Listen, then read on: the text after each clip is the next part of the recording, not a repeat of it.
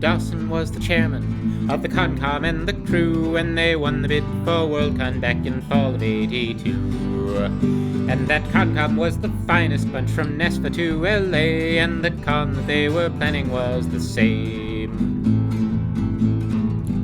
On their way to sign the contract, then go out and have some fun, they were jumped by 3 cheap lawyers, though they were no match for one. And as they read the fine print clauses, they discovered with alarm they'd just bought the general manager a farm. Well, they say that Jayme Dawson was a true fan to his core.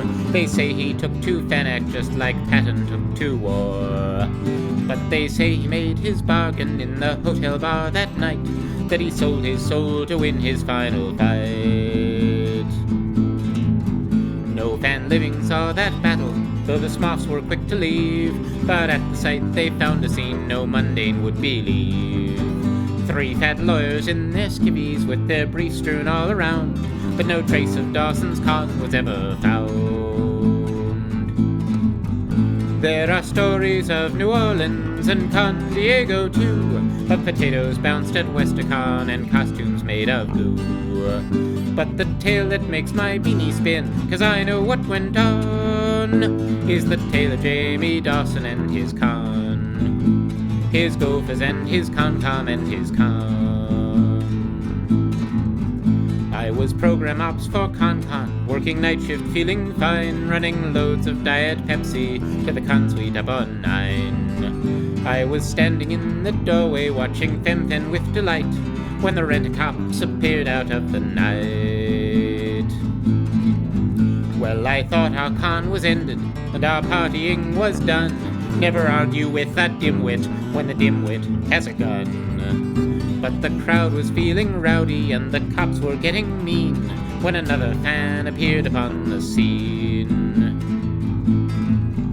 Well, I thought he was a filker, but he carried no guitar, and I thought he was a gamer, but he looked too bright by far. So I tried to read his name tag, and I felt a sudden dread, for the holder of his badge was glowing red. He pulled a bottle from his jacket, and I knew not what to think when he walked up to the rent-a-cops and offered them a drink. But the genius of that single fan is shown by very few, for he offered them a slug of Tully-Dew.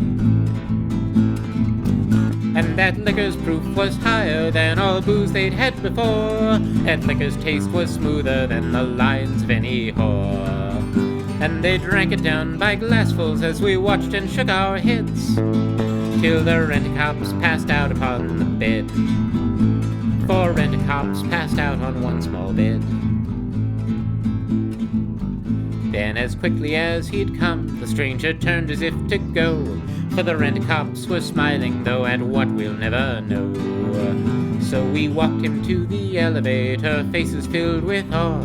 Then the doors slid back and this is what we saw. There were 30 fen crammed in there, plus 2 mundanes at the back, and we knew by their expressions that the lot of them had cracked. Then they turned to show their badges, and we read them and we knew the fate of Jayme Dawson and his crew. It was an Otis and a grave for all his crew. Then he turned and punched for lobby, but they all began to fade, first their t-shirts, then their buttons, as we trembled there afraid. But there are 20 fen who'll swear with me the last thing that they said was, "Beam us up, the parties here are dead." There are stories of New Orleans and Con Diego too, of potatoes bounced at Worldcon and costumes made of goo. But the tale that makes my beanie spin, 'cause I know what went on, is the tale of Jayme Dawson and his con, his gophers and his Concom and his con. Yes, they're bidding once again for Dawson's con.